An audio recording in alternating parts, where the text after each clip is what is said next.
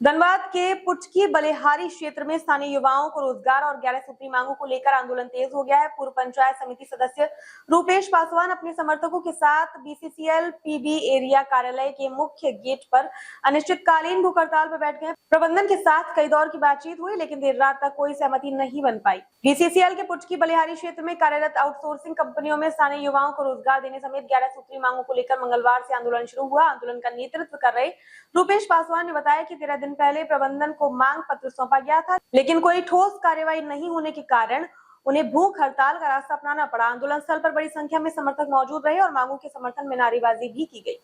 देर रात पुटकी बलिहारी क्षेत्र के महाप्रबंधक जयंत कुमार दास अनशन स्थल पहुंचे और आंदोलनकारियों से भूख हड़ताल समाप्त करने की अपील की। इस दौरान दोनों पक्षों के बीच लंबी वार्ता हुई, लेकिन किसी भी मांग पर अंतिम सहमति नहीं बन पाई। वार्ता बेनतीजा रहने के बाद आंदोलन जारी रहा। रूपेश पासवान ने स्पष्ट कहा कि जब तक 11 सूत्री मांगों पर लिखित आश्वासन और कार्यवाही नहीं होती, तब तक भूख हड़ताल जारी रहेगी। फिलहाल प्रबंधन और आंदोलनकारियों के बीच गतिरोध बरकरार है और सभी की नजरें आगे होने वाली वार्ता पर टिकी हुई है। बताएंगे क्या आप लोगों का डिमांड है और क्यों भूख हड़ताल में बैठे हैं आप? सबसे पहले मैं बताना चाहता हूँ कि पुटकी बलिहारी क्षेत्र संख्या 7 पीबी एरिया के अंतर्गत आता है और अरगड़िया पंचायत के अंतर्गत आता है। इसके अधीनस्थ कई कंपनियां काम कर रही है, जिसमें मुख्य रूप से signal company, Khaira outsourcing company, STG company और ईगलदीप कंपनी है। मेरा मुख्य मांग है कि यहाँ के स्थानीय बेरोजगार युवाओं को रोजगार दिया जाए। झटन नियमावली 2022 के तहत 75% और एचपीसी वेतन लागू किया जाए, जो कुल मंत्रालय द्वारा अनुशंसित वेतन है उसको लागू किया जाए। मैनुअल लोडिंग कराया जाए ताकि यहाँ के स्थानीय लोगों को रोजगार मिल सके। एवं अन्य 11 मांग सूत्री पत्र मेरा है। इस पर प्रबंधन किसी प्रकार का अब तक पहल नहीं किया गया है। मेरा अनशन किया हुआ 72 घंटा होने जा रहा है, इस पर संज्ञान नहीं लिया गया है।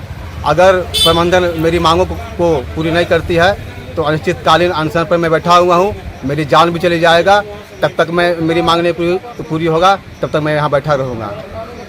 अभी तक प्रबंधक कोई आया है? प्रबंधक की तरफ से कोई पहल नहीं किया गया है। आया प्रबंधक के लोग आए और वो हमें बोलते हैं कि आप अलीगढ़ टाइप से यहाँ बैठे हुए हैं और मुझे धमकी दिया जा रहा है कि जल्दी जो है इसको हटाओ, तो इसका अंजाम बुरा होगा।